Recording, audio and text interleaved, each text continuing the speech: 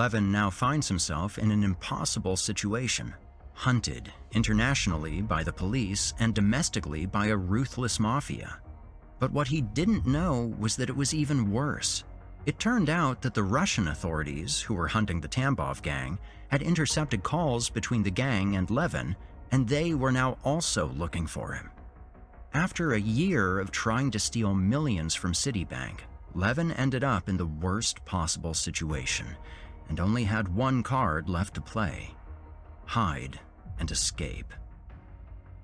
March 3, 1995, Stansted Airport, London, UK.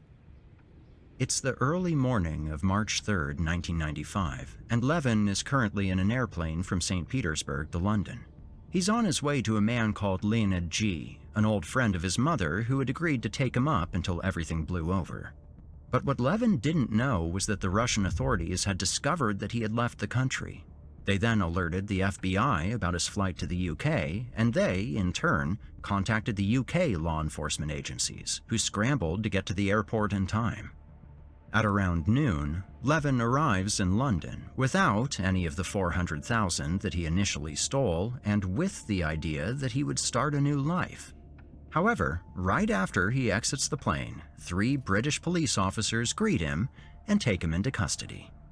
At the same time, Steve and a few other FBI agents are on their way to Russia because not only did the authorities alert them of Levin's flight, but also that they had found all of his equipment. It turned out that Levin was working for a computer and software company called Saturn SPB, but apparently he wasn't only working there, but also using their machines to dial into Citibank's networks.